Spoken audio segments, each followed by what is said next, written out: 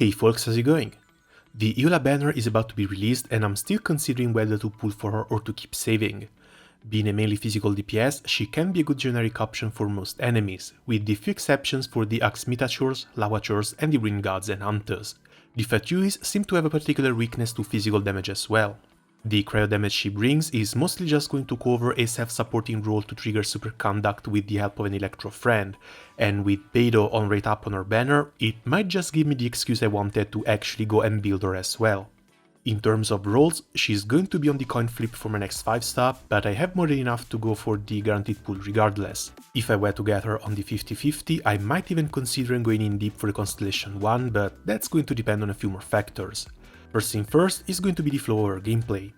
While farming for Klee's artifacts, I've ended up with plenty of Lava Walker pieces that just found their way onto Xinyan, and I've been playing with her around a little. She's Constellation 1, so she gets the 12% boost to attack speed after dealing a critical hit, but somehow her attack animation still feels slower than Noelle's. The same would go for Beidou. They both have a bit of a weird pause during the combo.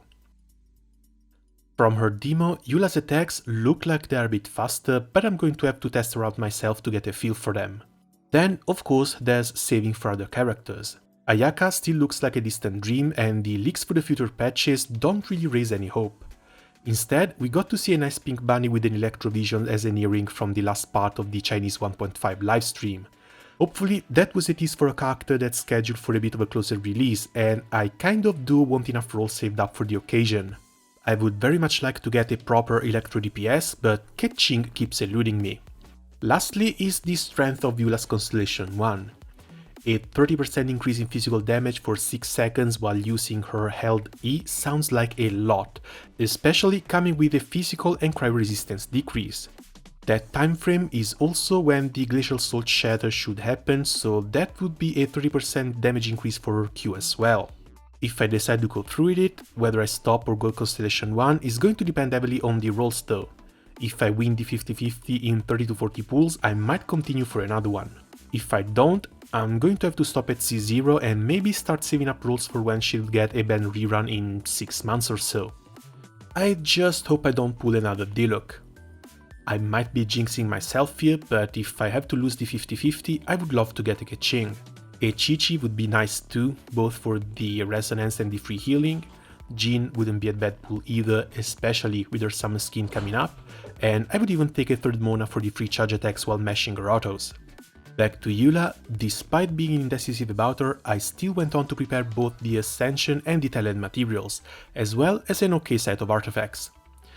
I've got pretty lucky with these and they all came out in about 2 weeks.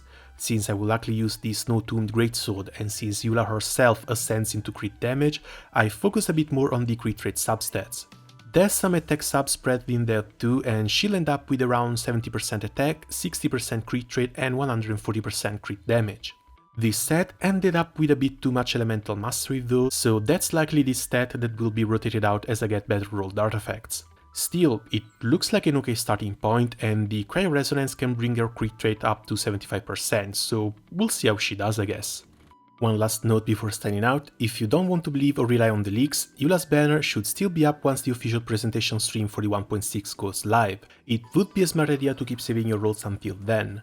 Once MiHoYo officially announces the next patch banners, it's going to be a lot safer to decide whether to pull or keep saving.